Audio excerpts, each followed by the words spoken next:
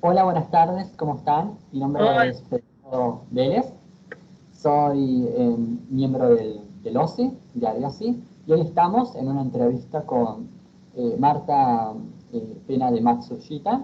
La tenemos con nosotros, a la doctora Matsushita. Doctora, ¿cómo está? ¿Cómo se encuentra? Bien, bien, lejos en el otro extremo del mundo, viviendo también estos momentos difíciles de la pandemia. Nosotros entrando en verano aquí, estación muy lluviosa, pero todo bien. Me alegra. Entonces, la doctora Matsushita es argentina y japonesa también. Nació en Argentina, ha estudiado en las universidades, en la Universidad de Cuyo, si mal no recuerdo. Exacto. Bueno, por cuestiones del destino, ha terminado haciendo su vida en Japón. Así que una historia muy interesante, la cual también, si podemos, lo vamos a tratar al último, con una también de las preguntas. Así que bueno, y comenzamos con una cuestión muy importante, yo creo que eh, para todos, que es la cuestión económica. Eh, ¿Cómo definiría usted, sabemos que Japón es una potencia económica, que es uno de los principales países desarrollados económicamente, ¿cómo definiría las relaciones entre Argentina y Japón económicamente? ¿Qué Bueno, consideraciones puede dar? económicamente hubo un momento en que crecieron mucho las relaciones. Japón, las empresas japonesas se expandieron mucho en Argentina, sobre todo, bueno, la industria automotriz, ¿no? El Toyota, Honda, como todo el mundo ya lo sabe en Argentina. Había mucho interés en diversos tipos de inversiones, pero desafortunadamente desde hace unos 20 años en adelante, todas las dificultades y la incertidumbre, ¿no? Económico-política argentina afectaron mucho esas relaciones, esas condiciones de participación de Japón. Desafortunadamente, Japón fue retirándose de Argentina, proceso que, como todo el mundo sabe, va paralelo con el avance de China, ¿no? En nuestro país, del aumento de las importantes relaciones con China. Eh, Hay también diversos factores en esta disminución de las relaciones. Eh, Retiro de algunas empresas japonesas y además de organizaciones como JICA, que en un momento tuvo su oficina más importante de Buenos Aires y hoy la tiene en Brasil.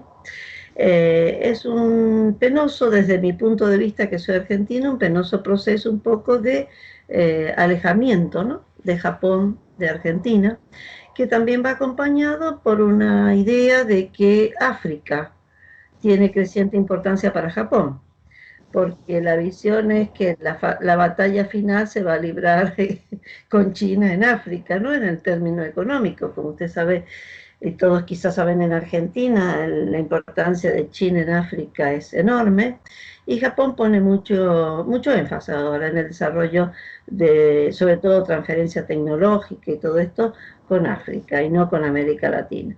De manera que las relaciones económicas creo que son mucho más débiles que hace 20 años.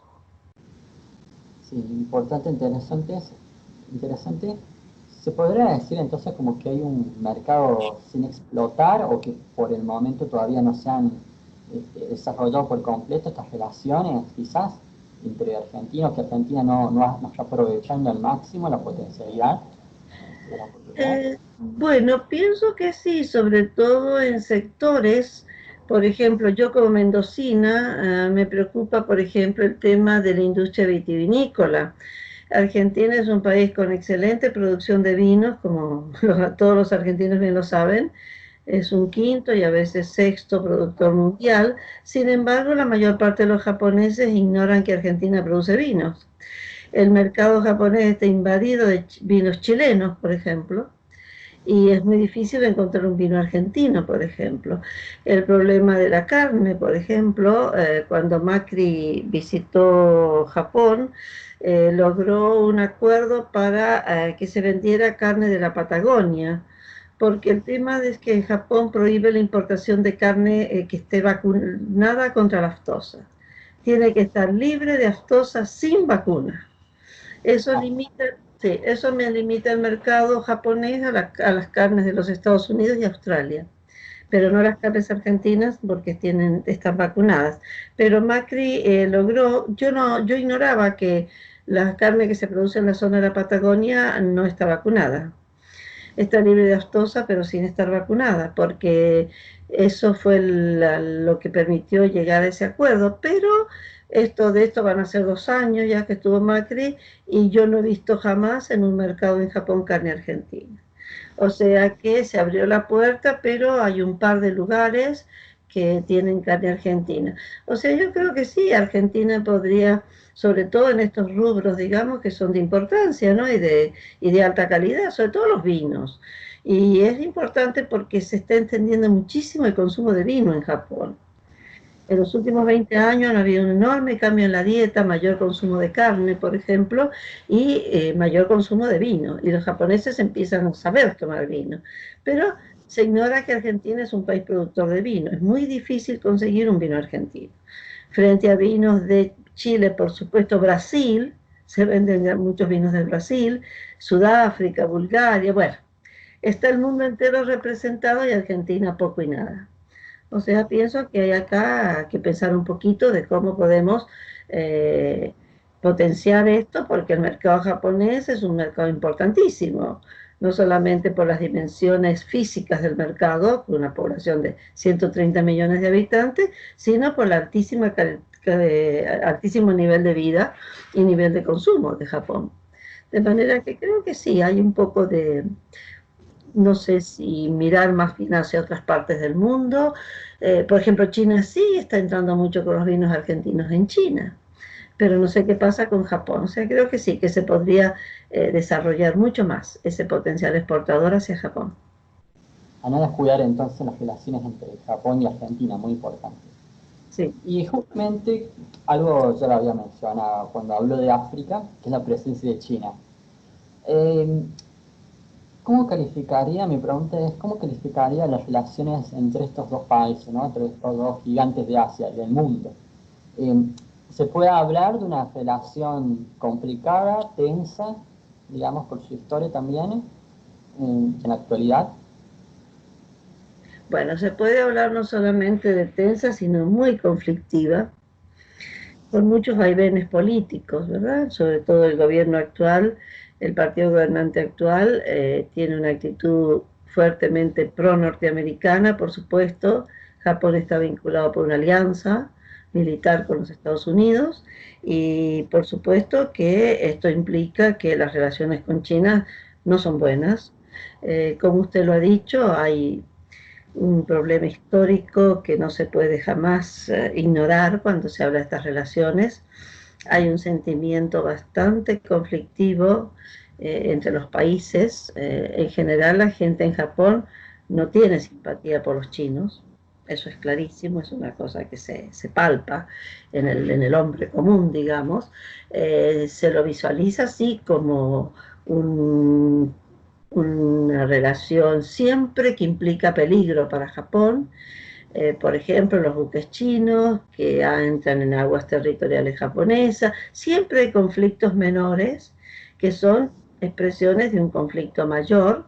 Hay muchos problemas, sobre todo por el tema que China insiste que Japón no ha reflexionado sobre su pasado y protestas, por ejemplo, de la versión que dan los libros de historia en las escuelas japonesas sobre lo que pasó en China. Hay muchas protestas sobre que Japón no quiere reconocer, no sé si se conoce en Argentina el problema de las que se llaman eufemísticamente comfort women, o sea, mujeres jóvenes chinas y coreanas que fueron obligadas a trabajar en los burdeles que el ejército imperial japonés mantenía. Y Japón dice que todo ha quedado solucionado por el Tratado de San Francisco y que Japón no debe pagar ninguna otra indemnización a nadie, ni organizaciones, ni particulares. O sea, hay problemas todos los años cuando la gente del gobierno visita el templo sintoísta de Yasukuni en Tokio, donde están, bueno, entre comillas, entronizados los criminales de guerra. japoneses. Entonces China protesta de esas visitas oficiales a un lugar que recuerda el militarismo japonés. Pero sí, es una situación difícil, conflictiva, con una historia muy dura y con dificultades, claro, de olvidar cosas o de perdonar por otro lado, ¿no? Gran rivalidad, claro, económica, porque China desplazó a Japón de su segundo puesto y es hoy la segunda potencia mundial y Japón la tercera. Son relaciones muy difíciles y son relaciones difíciles no solamente políticamente, sino en el sentido de la gente. Y sin embargo, irónicamente, se depende mucho de China, por ejemplo, en el turismo. El turismo chino es una parte importantísima para Japón y ahora, por ejemplo, con este problema que tenemos del coronavirus, que se ha parado la corriente del turismo, bueno, internacional en general, digamos, ¿no? Pero chinos, que son grandes consumidores, significa para Japón un problema económico serio. Sí, la cuestión de, la, de las mujeres de confort es un tema que sigue latente todavía. Así.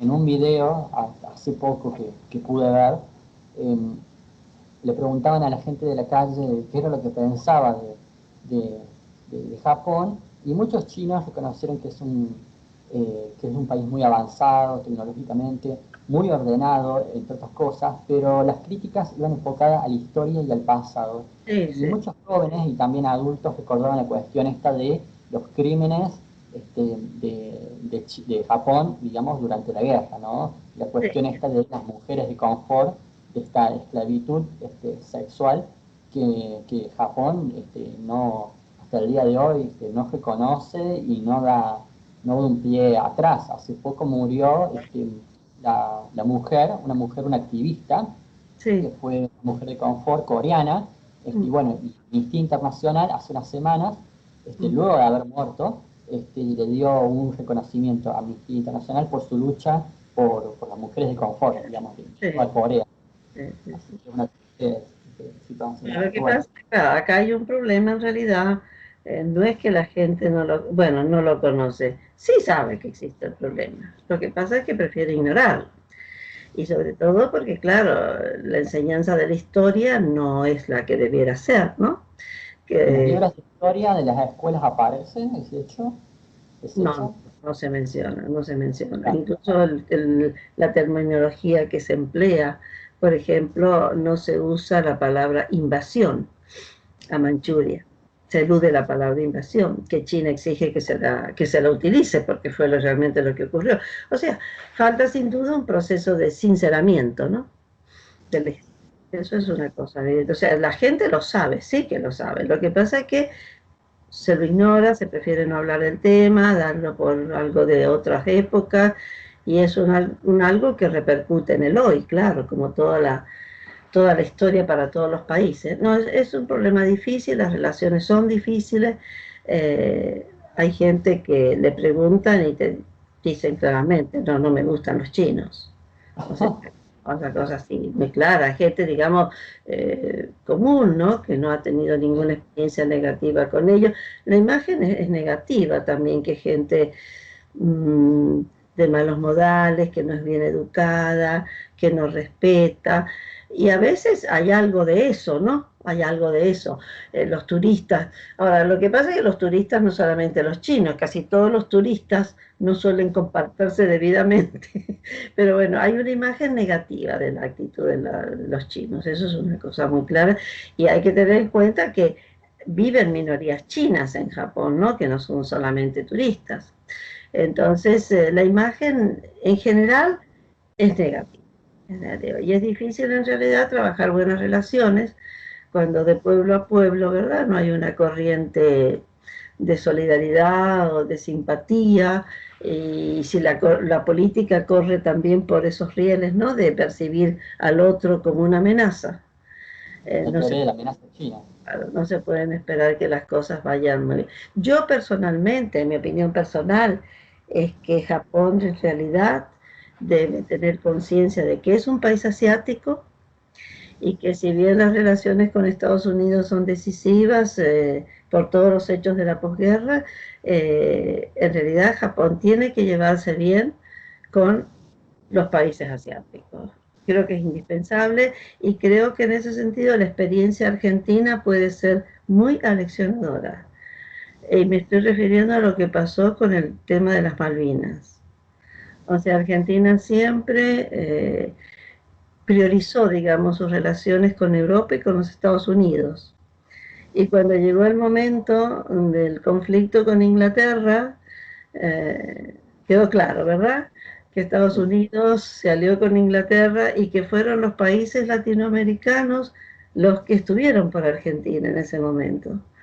Entonces yo creo que es muy importante esta enseñanza, digamos, ¿no? También para Japón, porque yo creo que para Japón es muy importante para la paz del mundo y para la estabilidad regional del Pacífico, que Japón tenga buenas relaciones con China y un diálogo, ¿no? Pero no es fácil, no es fácil. Y claro, está muy sujeto, Japón está atado a los Estados Unidos. Entonces los vaivenes también de las relaciones entre China y Estados Unidos repercuten en Japón. Entonces aquí también hay un factor que complica, ¿no?, la situación. En realidad es una relación triangular. Sí. Esa es creo que es la situación. Pero a mí me parece que sería muy importante que realmente Japón tuviera buenas relaciones con China, un diálogo fluido y, bueno, colaborar, ¿no?, para que las cosas anden bien en Asia y en el mundo, por añadidura. Sobre todo hoy que cada día más quizás el centro, ¿no?, de poder mundial está desplazándose más que nunca hacia. Hay más de un pensador y filósofo ahora que también con este tema de la pandemia insiste que ese proceso de desplazamiento del eje del mundo hacia se va a acelerar. Entonces, si es así, tenemos a Japón y a China, ¿no?, en Asia como los dos pilares, de manera que crear una relación propicia de colaboración, de entendimiento, creo que es imperioso, ¿no?, que pensar en esa necesidad. Sí, China, Japón, Corea del Sur y China, ni hablar del sureste asiático. Así que un mundo, el siglo de Asia, como dicen. Sí. Y una tercera pregunta, bueno, ya ahora, siguiendo también con Japón, volviendo con Japón, enfocándonos, eh, Japón en el orden interno. Cuando hablamos de usted que vive en Japón y estudia también el país, pero a nivel interno, ¿cuáles son las principales problemáticas que enfrenta el país? ¿Cuáles son las principales demandas de la ciudadanía o las principales demandas que el gobierno japonés debe enfrentar? Bueno, no sé si se puede hablar realmente de demandas. El pueblo japonés es un pueblo muy dócil y con mucha confianza en que el Estado y el gobierno está haciendo lo mejor para el pueblo. O sea, acá vivimos una situación así de psicología social y política muy distinta de la que puede verse en Occidente, por supuesto. Pero por supuesto que problemas hay importantes. Realmente hoy para Japón creo que el problema más acuciante no es solamente de Japón, pero bueno, es el país que más severamente lo sufre, es el envejecimiento de la población. Tenemos la población más envejecida del mundo en este momento, muy baja tasa de natalidad, con problemas de carencia de mano de obra, por ejemplo, y evidentemente, que varios sistemas, el sistema de, por ejemplo, jubilaciones y pensiones, va a colapsar, no cabe duda. El sistema del seguro médico, que es excelente, porque Japón es uno de los pocos países del mundo donde el 100% de la población tiene asegurado el acceso a la atención médica. Pero por cierto, lo que estamos pagando en términos de seguro médico absolutamente no permite compensar los enormes gastos por esta población envejecida. Entonces, este envejecimiento de la población, que también repercute fuertemente, por supuesto, en la economía, por la carga, ¿verdad?, que esta población pasiva significa para la escasa población activa, Y también porque hay carencia de mano de obra, por supuesto, el alto nivel de mecanización, ahora toda esta robótica que se está difundiendo, permite un poco solucionar el tema. El gobierno piensa muchas cosas. Las primeras soluciones parecieron que la gente mayor que ya se había jubilado, quiero aclarar que la jubilación es compulsoria en Japón. O sea, llegada a cierta edad hay que jubilarse.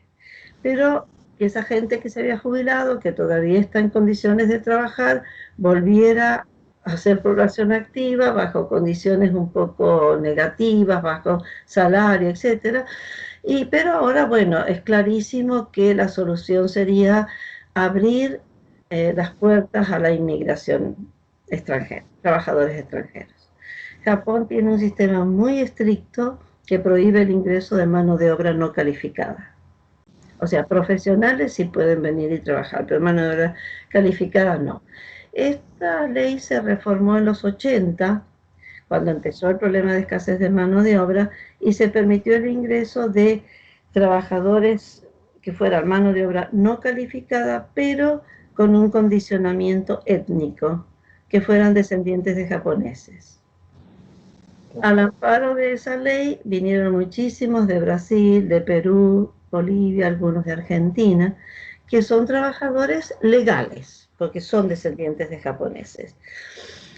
Pero ahora esto no basta, y en abril del año pasado se permitió con muchos condicionamientos el ingreso de mano de obra no calificada de países determinados. Indonesia, Filipinas, un par de países, y está en situación de prueba esto, pero el problema es que hay una resistencia de la población a aceptar la inmigración extranjera. Los japoneses vinculan directamente el aumento de extranjeros en Japón con el aumento de la criminalidad y de los delitos. Pero así, lineal la relación en la mentalidad del pueblo, así una gran resistencia a aceptar la presencia de trabajadores extranjeros. Bueno, este es entonces uno de los temas más difíciles, porque tiene proyección en muchísimos aspectos, ¿no? Por ejemplo, la educación también. ¿Cómo educar a los hijos de trabajadores extranjeros en Japón? Ya hemos experimentado esos problemas con los descendientes de peruanos y de bolivianos y de brasileños. Algunos argentinos también han venido. Entonces, es difícil porque la escuela japonesa en realidad no está preparada para recibir niños que tienen otro contexto cultural, que no dominan la lengua japonesa, que por otra parte es una lengua dificilísima de adquirir, sobre todo la escritura. Entonces, este problema pero no habrá otra solución para Japón que aceptar el ingreso de mano de obra extranjera, gente que legalmente trabaje acá, pague sus impuestos, ¿verdad? Y contribuye a aligerar este gran problema del envejecimiento de la población. Este es un problema serio. Otro problema serio es la recesión económica. O sea, Japón ya lleva años con muy bajo crecimiento y estamos en plena recesión económica. Sigue siendo una potencia muy importante, pero con pérdida de competitividad internacional en muchos sectores. Ha perdido la carrera frente a China, en algunos rubros frente a Corea del Sur, como los semiconductores, por ejemplo. O sea, todavía es un país de enorme potencialidad, pero con algunas grietas. Otra grieta importante es que en Japón, y esto muchos argentinos cuando yo lo he dicho se sorprenden, los extranjeros y sobre todo los argentinos tienen la imagen de que en Japón los japoneses trabajan en las grandes corporaciones. Los argentinos creen que las empresas japonesas son todas como Toyota, la Toshiba. No. Un 70% de la mano de obra trabaja en pequeña y mediana empresa, que es la más dañada por todas estas últimas crisis económicas del mundo. Entonces, también Japón tiene una estructura económica muy especial en ese sentido y como todos los países desarrollados y no desarrollados, ha sufrido en los últimos 20 años una rapidísima polarización del ingreso. De los países industrializados, de los 7, es el que más rápidamente experimentó una polarización del ingreso. O sea que, no sé si alguno de los que escuchan ha leído mi libro sobre la cultura japonesa, este mito de que Japón es un país de clase media, que todos somos iguales y que no hay ricos y pobres, no es así. Está quedando cada vez más claro que sí, que hay pobres en Japón y que, bueno, los ricos son cada vez más ricos, ¿no? O sea que son conflictos o problemas que se ven en todas partes del mundo, pero claro que en Japón adquieren sus matices muy, muy singulares.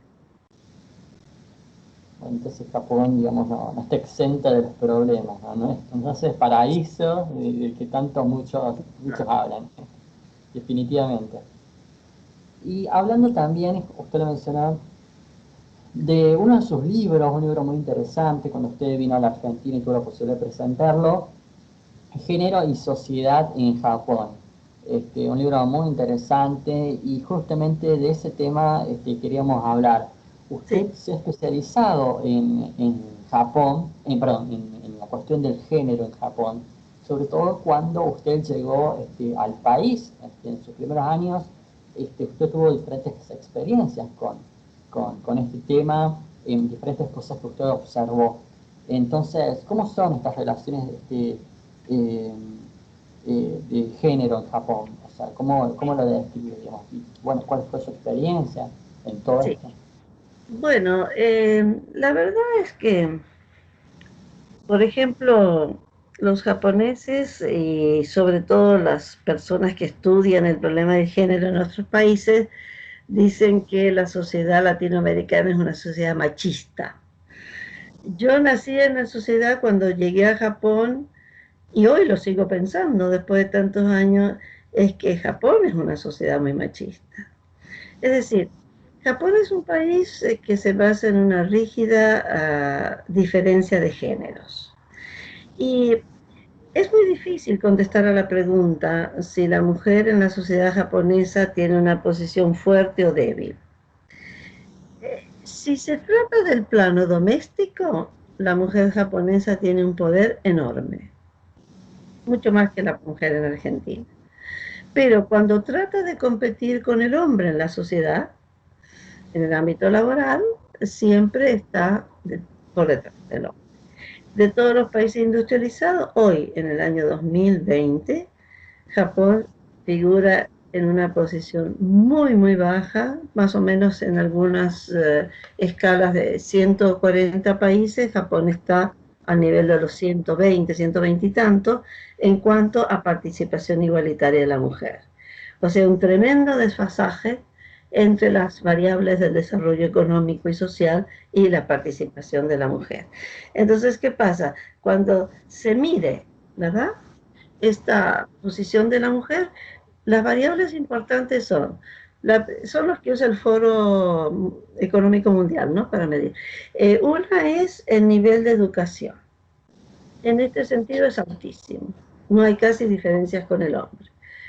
Hoy prácticamente van tantas mujeres a la universidad como los hombres. Pero cuidado, hay una exclusión de ciertos campos. Pocas mujeres en ciencias, por ejemplo. Están aumentando. O sea, en las especialidades que llevan a trabajos especializados en el futuro, la mujer se autoexcluye y se concentran en humanidades.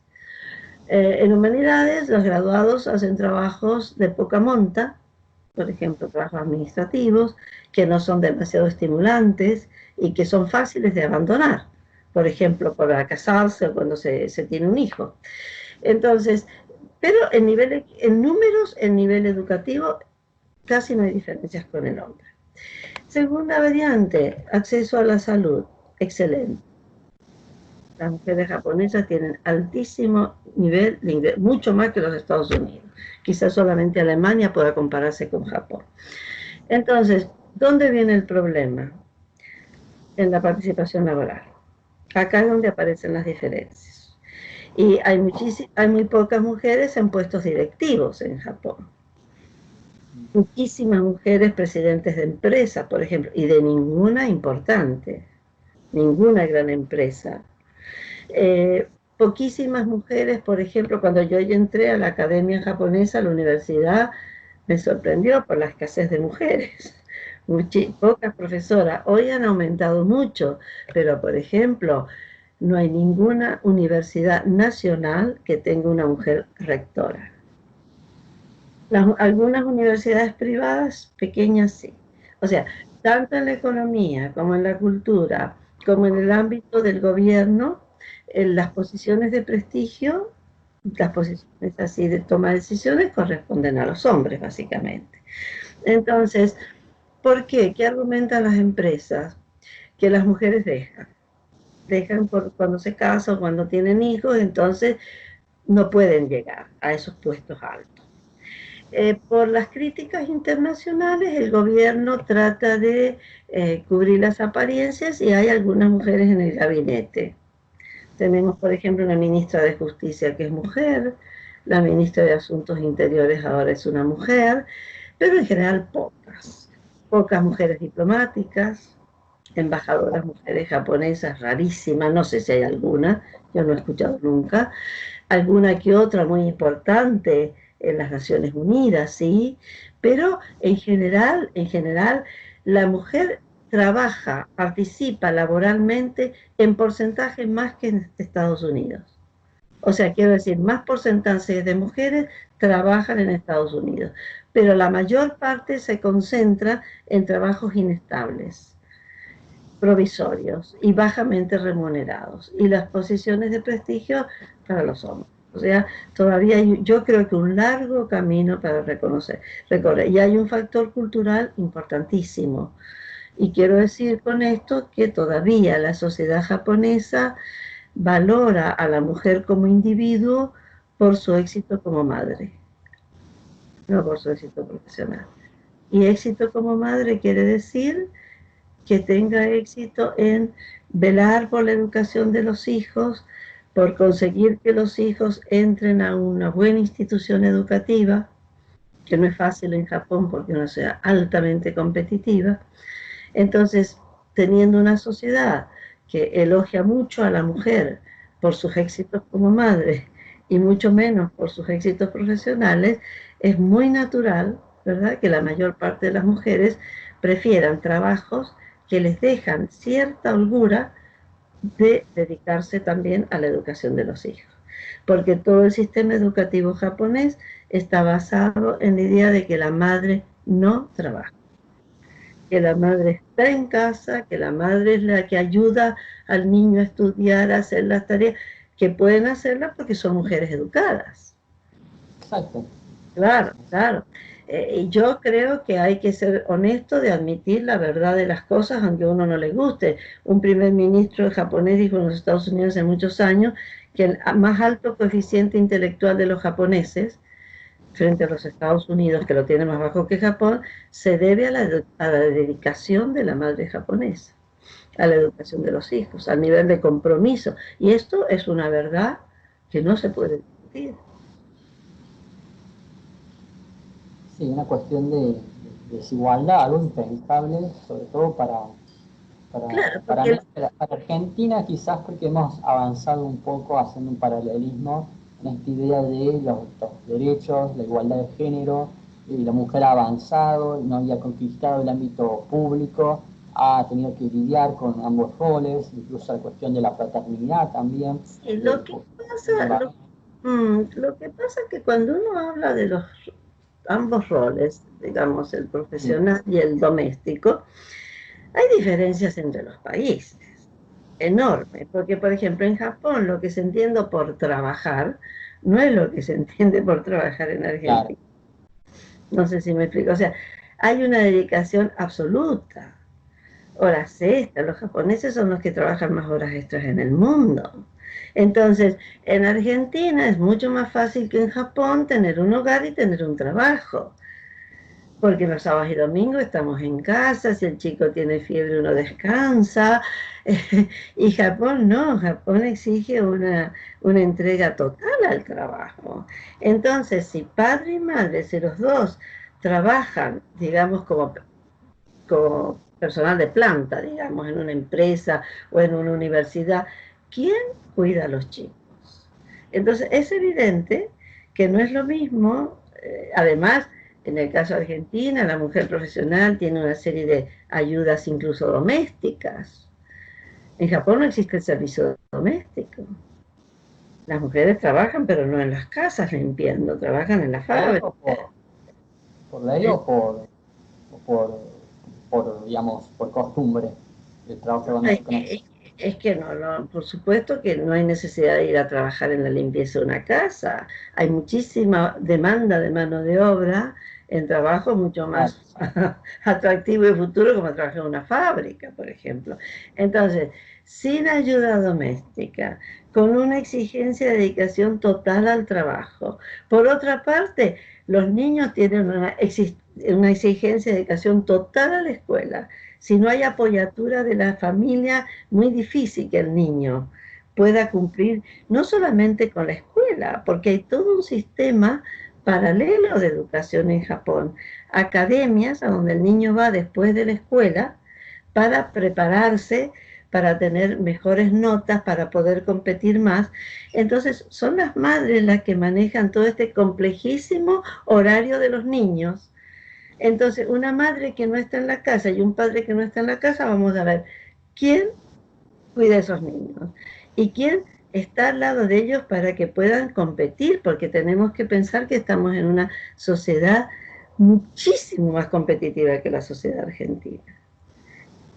Tenemos 600 universidades en Japón, pero las que realmente abren el camino del futuro son unas pocas.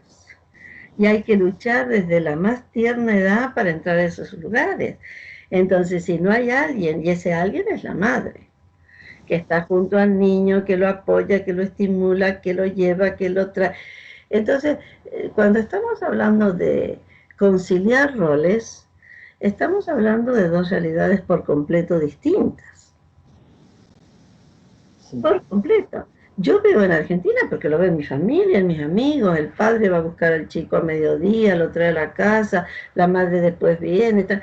En Japón nadie puede ir a buscar al niño a mediodía ni en ninguna hora.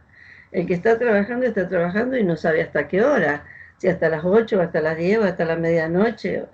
Entonces, yo creo... Claro, las ciencias de maternidad también. Sí. O sea, eso es también... Esa es también ya, y una escala de valores donde, claro, como he dicho recién, tener éxito en la educación de un hijo es sobre todo el gran mérito de la madre, no del padre. La sociedad japonesa no elogia al padre, elogia a la madre. Sí, entonces, bueno, es una opción. No hay ninguna exclusión en realidad. La mujer puede dedicarse a trabajar, pero claro, hay un cálculo de pérdidas y ganancias, ¿verdad? Toda persona cuando hace una opción ve qué pierde y qué gana con esa opción. Entonces, claro, la mujer prefiere un trabajo liviano, por horas, sin futuro, sin posibilidades profesionales, pero que le permite aportar algo económicamente al hogar, sobre todo para la educación de los hijos, que es muy costosa, porque en Japón no hay ninguna educación gratuita. Entonces, y también a ella le aporta un poco de vida social, esas horas de trabajo, conoce gente, el hogar anda bien, y fíjese, es interesante porque hay más de un drama de estas telenovelas que son importantes de ver, ¿no? Porque ahí se revelan muchas maneras de pensar de una cultura. Hay muchos de esos programas que tienen una temática muy repetida, un lugar recurrente. Una familia que tiene todas las posibilidades de ser feliz, padre, madre, los niños, y la madre, bueno, entre comillas, se encapricha por seguir su carrera profesional. Y el drama termina en el desastre, los chicos mal en la escuela, todos fracasados, el matrimonio también por enfrentamientos y peleas por esos temas, o sea, como que la mujer, no sé si me explico, por su propia mano destruye la felicidad que la vida le ha regalado. Entonces, es también, todos los medios también, por supuesto, contribuyen. Yo no he visto muchas telenovelas así que sean ponderativas de la mujer que tiene una carrera profesional brillante, por ejemplo. Esa temática no, casi no se ve. Entonces, estamos frente a una sociedad que tiene otra manera de hacer opciones que son, por supuesto, completamente razonables dentro del contexto de esta sociedad. Y en su caso particular, ¿a usted le costó insertarse en ese modelo japonés? Sí, porque lo que pasa es que, claro, alrededor no hay apoyo, no hay elogio, no hay nadie que le dice, ay, qué bien, cómo usted se esfuerza por hacer una vida profesional, bueno, más o menos buena o importante, y también criar sus hijos. No, a mí hasta a veces una vecina me dijo un día, pobrecito los chicos. O sea, la imagen es que pobrecito el chico que la madre trabaja. O sea, para la sociedad japonesa en general es como que el niño está, bueno, digamos, semi-abandonado, que es una situación de semi-abandono, y es curioso porque si la mujer trabaja por necesidad económica, no, no se lo ve así, necesita trabajar. Por ejemplo, las mujeres que trabajan en fábricas y todo esto, nadie le dice pobrecito a sus hijos, pero la mujer profesional que teóricamente con el salario del marido, porque la mujer profesional en el 99% de los casos está casada también con un hombre profesional que tiene un buen nivel de ingresos. Entonces, si esa mujer quiere trabajar igual que el hombre, pues es como he dicho recién, una especie de capricho que tiene sus consecuencias y falta mucha comprensión social, el entorno. Hay que ser, yo como no soy japonesa y no me preocupo de lo que la gente piensa hasta cierto límite, pero tengo confianza en mis propias opciones, no le hago caso a la gente, pero la gente en Japón sí hace mucho caso de lo que piensan los demás. Tiene temor de que los demás digan que está mal, que no está obrando como corresponde. Entonces, sí, por supuesto que no es fácil, no es fácil, y sin ninguna ayuda doméstica, yo me he levantado años a las 5 de la mañana porque el niño tiene que llevar el almuerzo preparado desde la casa. Entonces, no, no es fácil. Y yo a veces a mis alumnas que me han dicho, ay, profesora, yo quiero vivir como usted, quiero ser una mujer profesional, tener un hogar, hijo. Y yo siempre le digo, es un problema de resistencia física y psicológica, porque Sí. se lucha mucho primero contra un medio que no es comprensivo. Y eso es muy difícil, muy duro. Y además con exigencias de trabajo muy duras y que no perdona mucho, porque la idea básica es que el que trabaja tiene que centrar todo su esfuerzo en el trabajo. Y por ejemplo, hay problemas en Japón, por ejemplo, cuando una mujer da luz, puede un año tomar una licencia para criar Ah, al niño. Bueno, muy mal paga, unos meses nada más, menos de la mitad del ingreso y unos meses sin ningún ingreso, pero bueno, algunos la toman, pero tienen derecho también a retirarse no sé si 1 o 2 horas antes, y muchas no lo hacen porque los demás hablan mal de ellas. Dicen que se aprovechan para irse antes, volver antes del trabajo. O sea, esto es importante como manera de pensar, porque sé que no hay una comprensión social hacia la mujer que trabaja. Y es muy difícil, claro, luchar contra eso. un tema sumamente interesante. Así que bueno, hemos llegado al tiempo Perfecto. límite. A tiempo Ha físico. sido una charla sumamente interesante y esclarecedora. Yo creo que a todos los que estudian comercio internacional, relaciones internacionales y otro tipo de carreras que están viendo seguramente este video, este programa, seguramente de Ariosi les va a interesar. Así que bueno, muchísimas gracias. Bueno, al contrario, yo espero que ese interés crezca y bueno, en alguna visita a Buenos Aires me gustaría encontrarme con usted y con todas estas personas que se interesan en el tema. Por supuesto, entonces, más que bienvenida entonces, Bueno, a la charla. Así que bueno, bueno, nos despedimos, bueno, y este ha sido entonces la entrevista con Marta Pena de Matsushita. Muchas gracias. Gracias, Francisco.